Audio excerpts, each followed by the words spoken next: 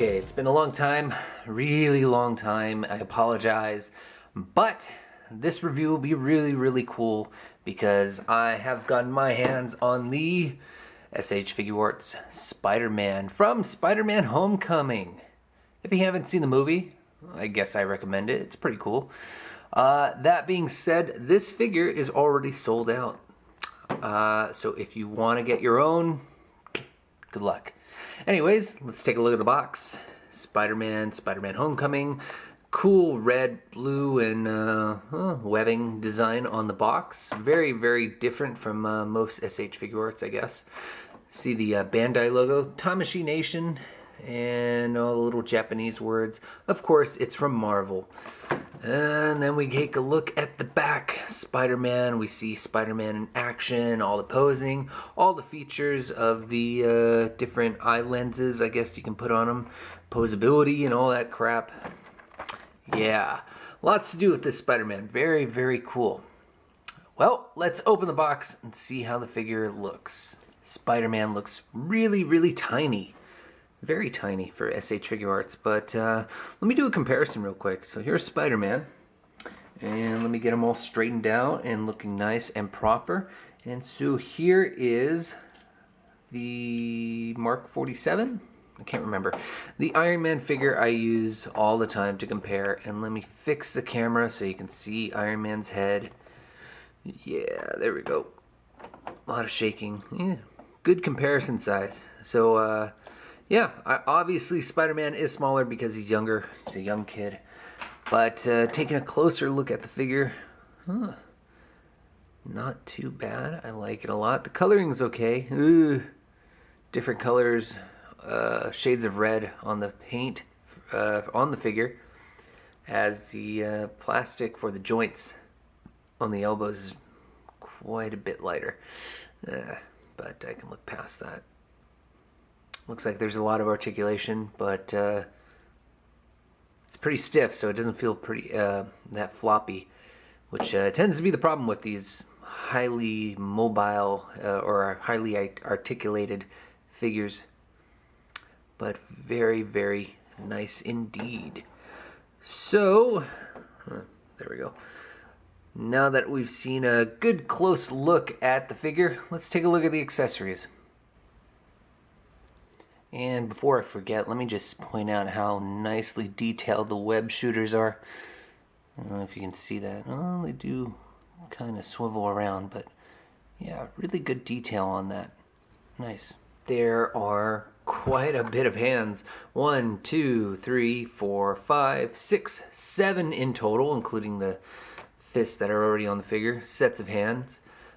We do have some... What the hell is that? Is that a can of mace? I can't tell. We have a cell phone. That's different. Let's see. Wow. That's tiny. That is a tiny cell phone. Okay, let's put that back down. Let's see. What else do we have? We have some webbing. That should be pretty cool. We have a backpack. Which, here, let me take that out. Huh. Neat. I like it.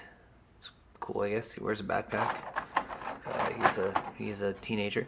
Then we have the different lenses, which are safely put away in another piece of plastic. I've got to figure out how to take that out. And something I noticed that comes with the Spider-Man figure is a little like piece of plastic, like a, I don't know what the hell you would call this thing, to pop out the lenses from the figure. So I'll show you how to do that in a little bit. But yeah, pretty cool. Lots of accessories. Yeah, let's move on to articulation. Articulation is as follows. You get a full 360 rotation in the head, and the neck can bend about that much back, that much forward. So pretty good articulation there. Arms, you got the butterfly effect going on in the shoulders, so it can move forward and back. Looks not too far back. But then you also get full 360 rotation in the shoulders. Arms can move up, go up about that high before you get scared of it breaking. No bicep bend or articulation at all. So that's A little bit of a downer. Anyways, you get double bend in the elbow. I don't want to press it too much, but you can get it. And then a nice full 360 at the wrist. I believe this is just a peg. Let's see.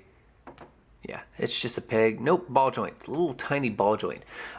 Torso articulation. You get a nice bend forward, and then you get a bend back. So you got 2 points of articulation connecting to the torso, and then in the middle of the chest. And then speaking of the lower torso, oh, it's a little stiff.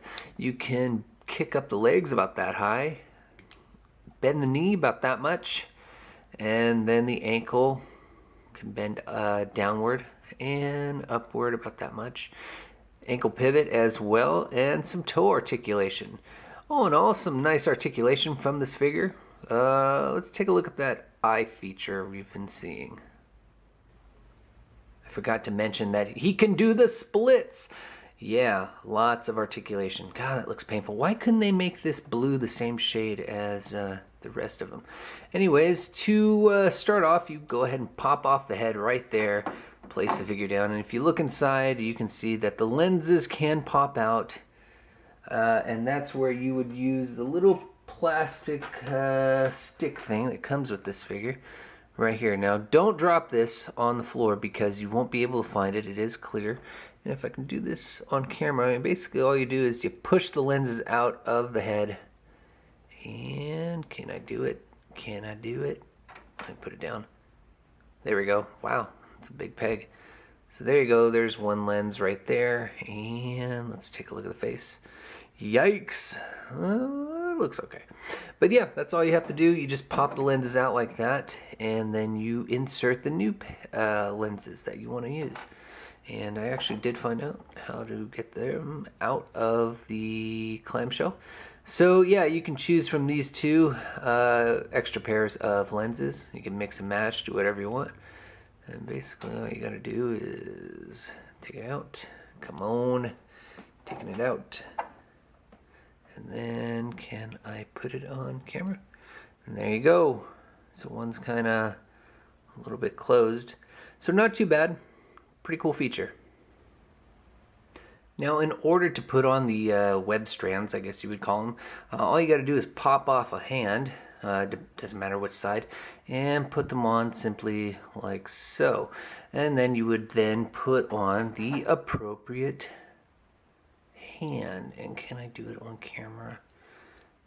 Yeah, doesn't look that great when I do it behind the camera, but there we go. Yeah, so all you got to do is position it correctly, and now he looks like he's shooting out some webbing. Pretty cool. Now I also found out what this piece was. It's actually for an attachment to a Tamshi stand. Now this little piece in the back of him pops out, and you can put the stand on there, or you can choose to put on the backpack, which then pegs into his back. I'm not really gonna fuss with that because you'd have to put the arms through, and I hate doing that. I fear paint rubbing would occur and stuff like that, but it is pretty snug from what it seems on the pictures, and I think I've seen one other review on this figure already. So yeah, pretty easy. I like it. Pretty cool feature. And then of course, if you want to put on have him hold his cell phone, all you got to do is switch out a hand to where he's holding it. So yeah, pretty cool. Let's go on to final thoughts.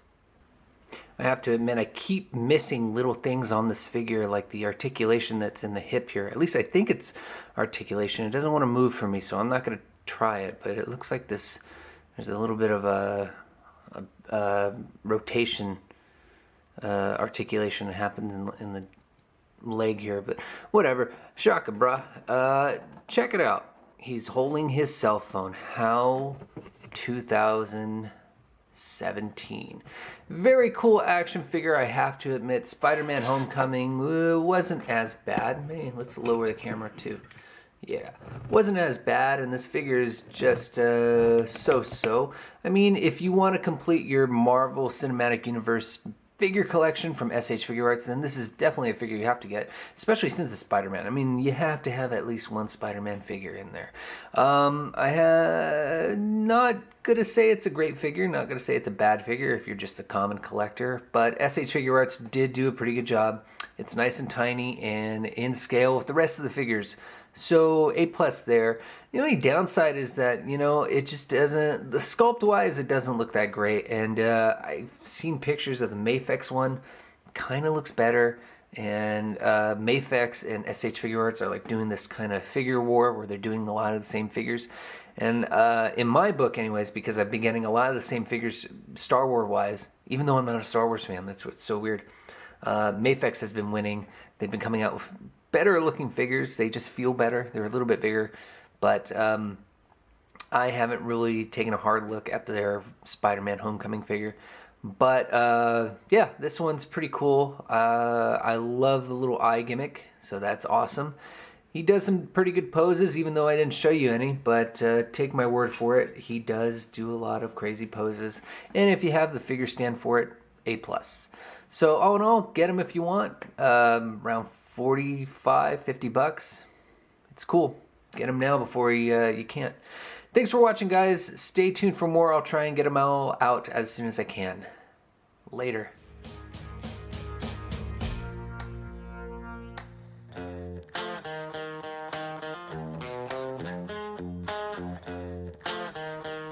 Butt cheek joints.